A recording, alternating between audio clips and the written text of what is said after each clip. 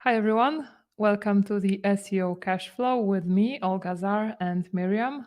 Myriam, how are you doing? I'm still recovering from COVID. Fun times.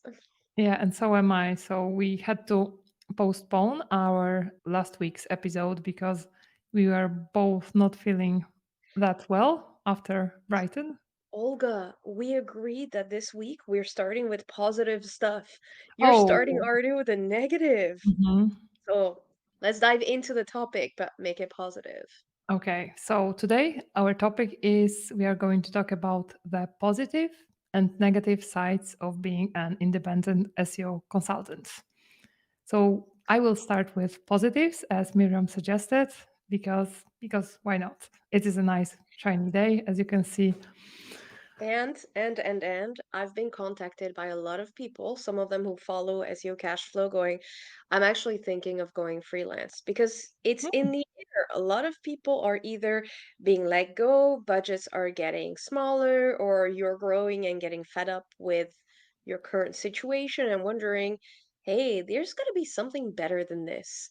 And being a freelancer is oftentimes the answer to there's got to be something better than this. So go right ahead. exactly. Maybe I will start with the first one, which is flexibility. I really love that my schedule can be flexible, that I can have a lot of influence on what I do every day, on when I train. No one is telling me, Olga, you cannot work out during those hours you have to work. No, I don't. I can go for a run. I can go walk my dog. So being flexible with that is something I really enjoy. And probably this is one of the biggest things I was dreaming of when I was still working at the agency, when I had like strict office hours during which I had to be available. So flexibility. For me, it means not taking meetings on Fridays. I I also do not live well with people. There's always people in an agency or your job that will like schedule a meeting at 4 p.m. on a Friday. No, no, we're not friends. I'm not doing this. So when we talk about flexibility, it also means flexibility with your own boundaries, like what do you like, what do you not like. For me, that matters a lot. And and going further with the flexibility, some of us are digital nomads, man. Like flexibility to move as well. Yeah, this is exactly also something I wanted to add because like working from home, not having to be in a specific location is very useful. Very it is something like I also have been dreaming for a very long time.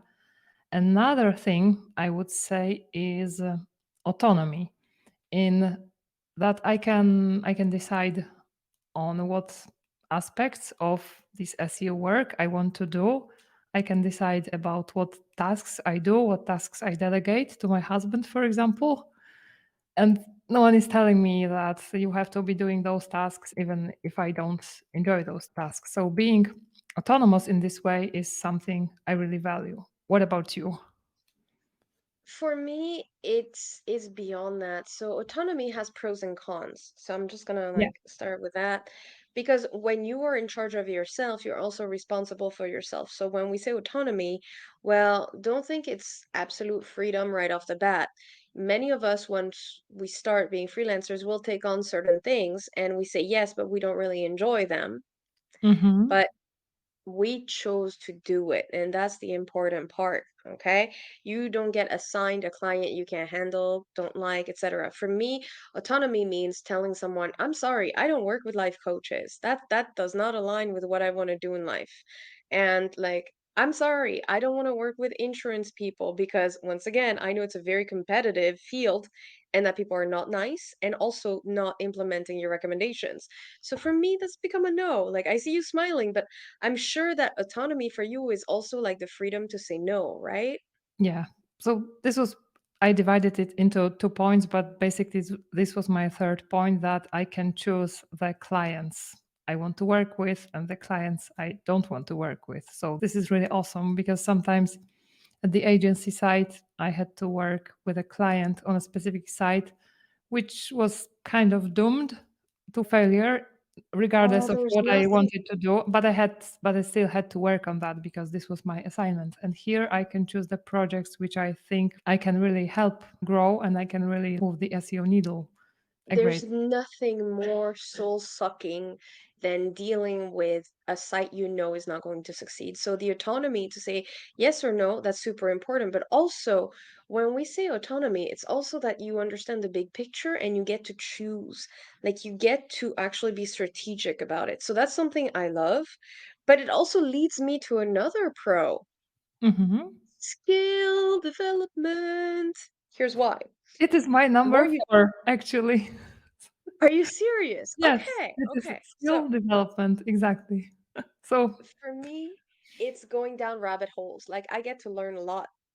Like since you have autonomy and you can choose the niches, you can niche down based on, for example, specific software. So or CMS. Like I will work with Shopify websites, for example. I'm really known for that. So I learned. My skill set has developed itself to be really specific, not only to e-commerce, but like to Shopify.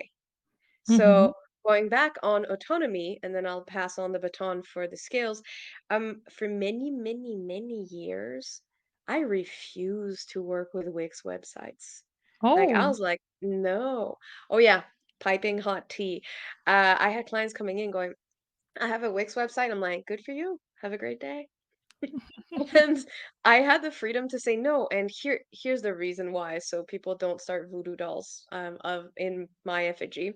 Um, Wix didn't care about bilingual websites, and when you operate in a bilingual country, it's uh-huh. doomed to fail. It's going to be a nightmare. Client is going to be upset.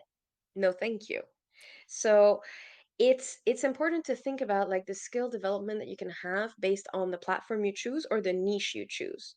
Like I'm really good at lean manufacturing. If you don't know what that is, it's like a portion of B2B that is really Mhm. cool. And then I have clients that come to me because like, okay, they're like, you understand this whole thing. I'm like, yep, I already invested the time in there. Cybersecurity folks, come to me, I get you. Oh, So those are also elements that people think, oh, SEO skills, like I have to get better at blah blah blah. No, it's also business skills. So right back at you, Olga. yeah. So in my case, skills development is that, again, I will compare this to the situation when I had a job. I had so much work to do that I basically didn't have time to learn, especially during the work. And not always the work I was doing was so, I would say, ambitious that I felt that I am really growing and learning. And I No, had you to feel like you're try to, microwaving stuff. You're like, "Ding, done, here are the tacos." yeah, Like it doesn't feel good. And it's one of the things that I like about being, on my own, well, not on my own. I have like a business partner, huh? But what I like about, being my own captain is that there's a fundamental difference between having too much work in-house, having too much work in an agency, and having too much work as a consultant. Because when you have too much work as a consultant, what does it mean? And this is something that my friend Samuel Lavoie, hi Samuel, if you're listening to this, taught me. He's like, hey, Myriam, if you have too much work, it means it's time to raise your prices exactly. because there's too much demand. And I hope this one is also on your list, making more money. Yeah, yeah, exactly. So there is way more earning potential, and you are not getting like 100th of what the client is paying to your boss, but you are getting 100%. So this is probably the biggest advantage. I was reviewing different senior SEO roles, and I think unless you're working for Google, it will be very hard to earn as much money as you can earn if you have, like, say, 5, 7 decent SEO clients. I would say it is even impossible with just having a job. What are your thoughts on that? It depends. It, Of it course. for me, like the way I go about things is like I will basically take myself really close to burning out before I change something. Hmm. And I have to learn a lot. So now I like develop certain safeguards to go, okay, what does this mean? What can I do? What can't I do? Because it ties into if you can do everything, you do nothing, right? So yeah, I'm just gonna plead the fifth on this one, and I'm gonna ask you to move on to the next benefit. Okay. Okay. Oh, So what else is in your list? the next thing I have is specialization. So I can niche down to the things I like doing more than others, which, for example, in my case, it is SEO audits. So I can do a lot of SEO audits. They can be like 50% of the time I work. And this is great because this is the part of the work I enjoy very much. I'm taking over this one. So Take this if one. you are if you are in a house, you can actually either have one curse or the other. You're really good at being a generalist because you don't have time to actually do a deep dive, or you are in a specific industry that requires a specific thing going for you, and then you become a really badass SEO at whatever. So I worked for an image compression company. Ask me everything about image optimization. Come at me. I'm specialized. The problem with this is sometimes you'll get like super specialized, but there's no market for this. It's just for your company. Whereas if you are a freelancer or a consultant, you get to be highly specialized and once again, niche down. You will attract more clients that require those skills. So that's something that I like. On top of that, you literally get paid to learn certain things. Like some people come to you to save time, but others know that what they're asking is very specific, and you can tell them, I'm going to need some research time for this. And then you become more and more specialized. So you literally get paid to learn. I love that. Yes, yes. This is also something I wanted to touch upon that now I have way more time to learn, and I usually learn a lot as part of doing the actual work for my clients, which, as I mentioned, wasn't always the case when I was doing the agency SEO. And I have another one, which is personal brand building, which again, it depends on where you work, but usually you are better building your personal brand as an independent SEO consultant. What are your thoughts on that? That's a double-edged sword. I'm going to Uh-huh. explain why. So, when I was working in agencies and dev centers, I had a reputation already. Like clients wanted me by name. They knew that I was able to deliver the work. And when I launched myself, well, my developer colleagues, my UX colleagues, my content colleagues were like, we want to work with you. Like, great, you are your own agency. Like, we can cut some corners, no overhead. Awesome. So I already had a pretty big network, but my company and my companies actually didn't want me to do events. They didn't want to give me the time. They didn't want to, like, I had to do this by myself. And it was benefiting them as well as Yeah, me, them. exactly. Whereas if you are your own boss, you choose to do this and you absorb the cost because it's part of branding. So that helps a lot. And that can also help you get another job. So let's say that freelancing is not your thing, because we'll get into some of the cons and they're not pretty. You can always leverage this to find another job. So this is pretty great. And it comes with the territory. So, for example, the more you freelance, the more your personal brand grows, but it's not necessarily everyone thinks, oh, I have to be like one of the big shots that gets shown everywhere, invited to all the things. No, you No, have to be locally known or in your niche, known in your niche, and your name has to be given. So, my partner, for example, almost non-existent in terms of social media, but people know him. Like there's a network. People know by name that they should request him because that's his personal brand. Then there's people who spend their life on LinkedIn to attract more leads, and that's their own brand. Like there's different ways to go about branding and it has to match your style. So it can be a pro or it can be a con that you're forced to do this. Not everybody enjoys it. However, however, why is this an overall positive for me? Social capital. Like it's one of the basics. You are investing in yourself. You're not being a good asset to another company. It's you, okay? So this is important because there's some folks where um for example, I have a friend of mine, and everybody refers to him as Jack from Candor. It's like Jack from Yeah, agency. And it's a fun brand, but what happens when you leave? exactly. Whereas I've always made it a point to be Myriam, and you can say from Pragma, my company, sure, but you know me as Myriam Jessier, just like you. A lot of people, they know your name, they don't necessarily know your company. I find that amazing. Yeah, Did yeah. you know that? Yeah, totally, totally, 100%. Okay, so let's move to the dark side of things before my voice falls apart. Are you going to start with something Oh negative yes, or do you yes. want Oh me? my God. Okay, okay. So let's talk about it. We spoke about the potential for high income. This is SEO cash flow.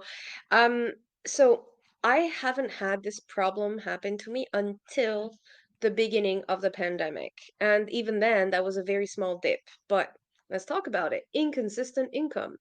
Like I'm happy-go-lucky. I'm terrible with my budget because what I like to do is like put my head down and work a lot instead of having projections. Because remember, I don't have the overhead of an agency.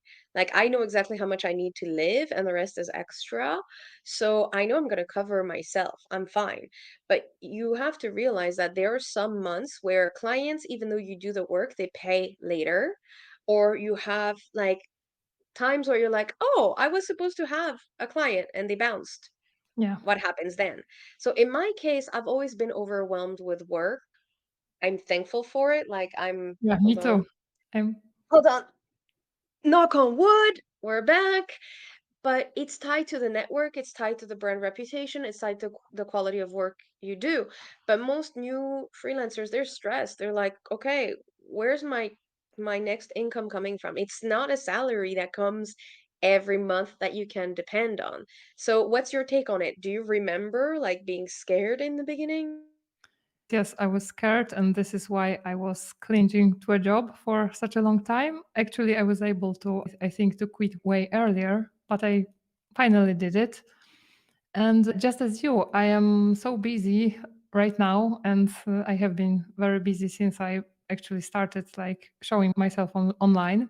So I am quite lucky, and I should also knock on something that's not wood. But there is this possibility that a client may quit, two clients may quit, especially if you are starting out and you only have one client or two clients. That's why what I have also been doing is trying to diversify my income so that it doesn't only come from clients, but it also comes from other sources, like, for example, sponsorships of my newsletter or some Google Ads earnings Mhm. from my websites. So Google AdSense. Okay, so I'm gonna take like a little break here. Are you looking to sponsor a newsletter that is performing quite well in the SEO space? Why not consider Olga's newsletter? Get Yeah, in touch now. yeah. So Thank you for the that's plug. that's yeah, but that's one of the downsides. Like for me at least, it was a really big problem. And another friend of mine who's a developer was like, "Hey, just letting you know. You have to tell everyone you're freelancing. You should not feel bad. People are not mind readers. You have to do your own promotion." And I am absolutely terrible at this. I always feel bad. I always feel like people know I'm a consultant. Da, da, da. No, you literally have to get out of your shell and tell people I am available. This is something that we shouldn't be afraid of saying publicly because this is usually the way you land the best clients if you simply put yourself out there. Promotion is something that feels weird and it can take different forms. Like I got a 70K contract my first year freelancing by arguing about the merits of Hungarian salami on Twitter at 2 a.m. Okay? Like don't ask me how, but there was like a Central and Eastern European bloc of developers and engineers I was arguing with, and one of them dropped into my DMs and went, I saw your Twitter bio and it says that you do SEO and PPC. Back in the day, I offered PPC services. Autonomy, I don't anymore because I don't like it, okay? Yeah, Unless you're me Google too. AdSense and you're a museum, we ain't talking.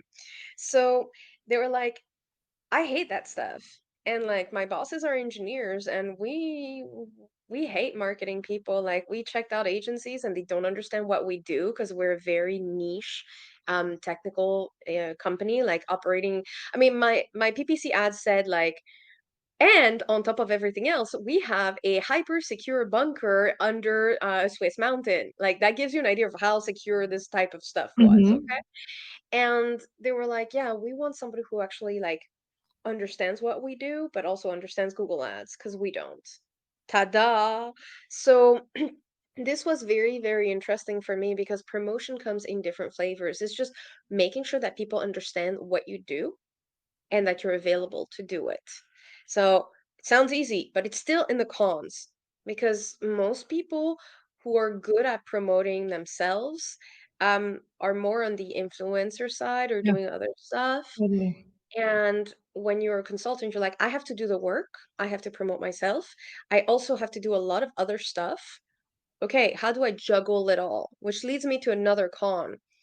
Um, being a consultant means, well, when you work for yourself, it means being a lot more than you think and doing a lot more things that than you have ever done in an Yeah, agency, a lot more things that you have ever done in-house. So when I was in a dev center or in an agency, um, I kind of did the salespeople's job and I used to sell my services to clients and upsell and think about my deliverables. How do I showcase value and get more out of the contract? So this was a natural thing for me. It's not a natural thing to everyone because when you're good at SEO, you're like, I'm good at SEO. People should pay me for SEO. The end. yeah, No, you have to figure out billing. You have to figure out promotion. You have to figure out what your deliverables look like, aka design. You have to figure out how to onboard clients. You have to figure out how to fire clients. You have to like I have a exactly. friend of mine, she's currently she's paying an ops person, like literally operations to come and clean out her business and figure stuff out and streamline it because she's losing her mind. I So think this is something we should create a separate episode about because there is so much to it. I've been meaning to have her go on there because she does amazing stuff. Like, okay, imagine there's an audit and you can automatically import her audit, like each task that needs to be done becomes an Asana a task Mhm, or it becomes a Jira ticket. Imagine that type of like thinking about the deliverable and how cool it is. And mhm, clients come to her going, you know exactly how to plug into our internal stack. That's why we want you. There's nothing that gets lost in translation. It goes mhm. directly from you to us. So these are the little details that you have to figure out. And it's not necessarily for everyone. It gets super tiring. Yeah, and on top of that, we have like taxes. Sometimes we have to deal with our taxes, like managing contracts and a ton of other like similar things. And this brings me to another con, which is generally client management and the responsibility you have for the results you have to deliver for your clients. So this is, I think, a big one. And we already had one episode when we talked a bit about client calls. So time to plug this in. Hello, were you aware we had an SEO cash flow episode dedicated to this? Ask Olga about it. Or you will be providing information and tying it to it. But for me, figuring out clients is a huge one. So um this is something that most people don't realize. When you are hiding behind an account manager, they are a buffer to you. Yeah. When you're exposed to clients, you take the brunt of it for better or for worse, because I have like great relationships with clients as well. But you need to figure out humans stat. And I will quote a friend of mine. He was like, he is a consultant. So hi, Daniel. He charges $3,000 a day as an SEO. Mm, And he that makes explained to sense. me, yeah, that's someone else you want on this show, huh? Yeah, I Yeah. think so. So he explained money in North America solves problems. You want the money, you solve the problem. But you have to figure out how to get there as well. You have to figure out what humans truly want. And what humans tell you they want isn't the same thing that they need and actually come back for. So the big con here is you will have to put up with humans, and sometimes they make you incredibly tired because the thing you love to do is not necessarily the thing you have to do your Yes, job. totally. And talking about Daniel, I recently interviewed him, so his episode will be live soon. And but I think he should do one SEO cash flow with us as well. Yes. And for me, there's two other things that we have to talk about real quick before we close the session. Number one, the big fat thing that nobody really answers when you start freelancing, finding new clients. Like the people who are successful, like the both of us, we're like, oh, it's easy. Like, we never had problems. Great. Most people do. Okay. It's known that many people cannot handle all the cons we have spoken about, Mm-hmm. and they end up returning to the workforce, like being employees within a year and a half on average. So if you make it past 3 years, like get yourself a celebration cookie or a glass of something because yeah, you made it. So this is something that nobody talks about, but finding clients and knowing where to start is very personal. And people can give you advice. We should do an episode on finding clients because I have advice, but it's the big fat hairy problem that nobody talks about. And the last one is you're on your own, man. You're isolated all day. Like unless you have, like us, we have a different setup. We work with our partners, but it can get very lonely. So I'll pass it off back to you for finding clients and isolation, lack of like human Yeah, contact. yeah, totally agree. And I would add something else to that, that we don't enjoy any of those like work benefits you would normally have. Like when you get sick, you don't work and you don't get paid depending on how long you are sick or you work with COVID, like we did. I'm not sure if you were working with COVID, but I think I took a couple of days like off, but I was mostly working. You feel bad about not working. So I was in bed, incapable of like standing up, and I couldn't actually do meetings. I had to cancel everything, but I was still in my inbox scheduling. Yeah. So pro tip here, if you're sick and you're working, schedule your emails to go out in a few days because otherwise like people will answer you and not take for granted that you are sick. Taking vacations is also super Yes. hard because um it doesn't work that way. Like it's there's always this one big rush thing or this one big new client you have to onboard or whatever. It never stops. So Yes. be careful about that. And for me, the yes, this is a problem. Like you can't take a day off because asking your boss is worse than asking your boss when you're an employee because you are your own boss and you have a hard time saying no or yes. But for me, the isolation, I didn't really live through it. That's something I like. I like working by myself. So if you're highly introverted, this can work really well. But that's a pro for me. Like I didn't have to deal with colleagues that stopped every Yeah. 5 seconds by That's a my huge my pro for desk. me too. Yeah. The best Okay, pro. so keep in mind, if you're like us, this is a huge pro. If you are the person that loves to spend time at the water cooler and go to like drinks after work, this is gonna be hard for you. You may need a co-working space, okay, or something. But the isolation is something you have to consider, and the whole like there's a rush knowing I love doing this. I can go to restaurants when they're not crowded. I can visit Yes. stuff on Mondays. This is cool. But your timeline is also very different from everyone else's. Like everyone stops work at 5. I And you don't. don't. Yeah. And you What sometimes did you work. do yesterday? What did you do on Sunday? To be honest, I worked the entire day because I am on some very weird SEO learning binge. And I was like learning from 6 a.m. until I think 8 p.m., something like that, with a small So break for running. I I What basically about got you? stuck. I got stuck. I can't finish one article that is like a big thought leadership article. And also, I'm building a course for SEO analytics, so I kept going down GA4 rabbit holes, Oh, which, yeah, I know. So, yeah, same thing. Like you will find yourself in the shower thinking about work. You will make notes. Like Exactly. I was sick and I was like, babe, give me my notebook. I have to write these ideas and I have a fever and I know I'm gonna forget. And like thank goodness, I read them back and I was like, oh, they're still good, so it's worth Yeah, it. I was But sick playing in bed with my computer instead of sitting at the desk. That was the difference.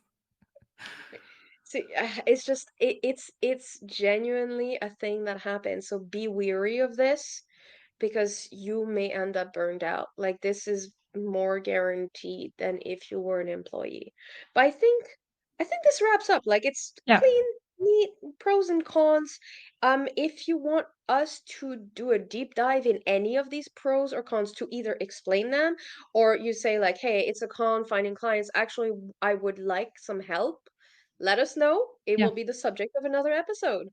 Yeah, sure. And I hope next time my voice will be more stable. So Next thank time, you, we Myriam. can we can do like the 2010s music trends, auto tune all the things. Okay. So thank you, Myriam, and thank you, everyone. And see you in the next episode. Bye bye. Bye.